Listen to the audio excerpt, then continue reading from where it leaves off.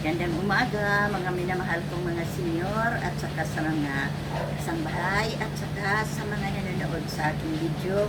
Ngayong araw, maggawa tayo ng gulaman. Ito yung ginagamit ko. Hinaluan ko ng kondensada pero hindi naman necessary talagang na lagyan. At saka yung sugar. Tigas. Yung sugar. At saka, ginamitan ko ng 4 na gulaman. Sa 4 na gulaman, kailangan na 4 na tasa din ng tubig. So, nilagyan ko na ng 16 na baso ng tubig. At saka, nilagyan ko rin ng kunting vanilya, pero not necessary. Kasi maano na, pero dinagdagan ko lang ng vanilya. Maano na tong lasa ng kuan without vanilya. At saka sa isang sachet kailangan din ng 1 cup of sugar. So 4 na sachet, 4 din na cup of sugar. Kaya nilagay ko na lang dito yung tubig kasi naawa ako dun sa taga-video ko na wala pa namang bayad. Napakatagal pag mag-dissolve ng sugar kasi inunahan ko na paglagay dito at inaunti-unti ko nang i-dissolve yung sugar.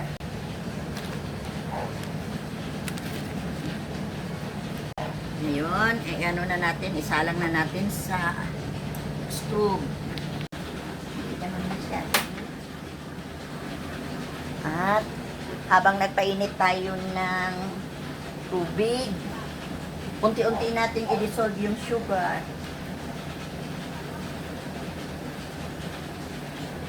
At saka yung gulaman. Mga minamahal ko, balikan ko kayo mamaya kasi pag hintay kayo ng hintay sa akin, magsawa kayo sa paghintay sa akin.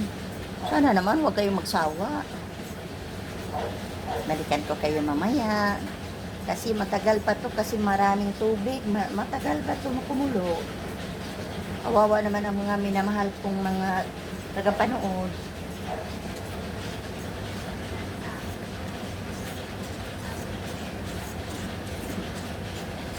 Magkuan man.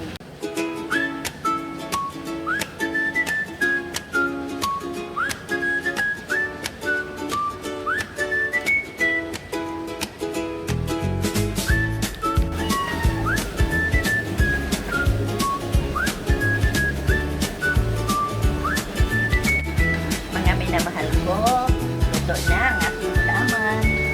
Ilagay na natin sa bowl natin lalagyan. Pero nanghawi na yung mga kalawasan. Parang natutunan, napatayin ko na yung stove.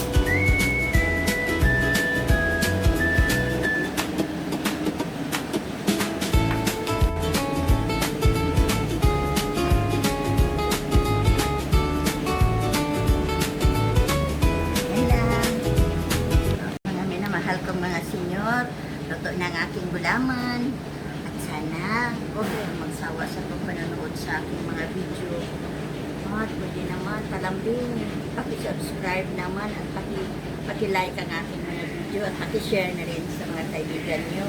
Maraming salamat. I love you all. See you in my next vlog.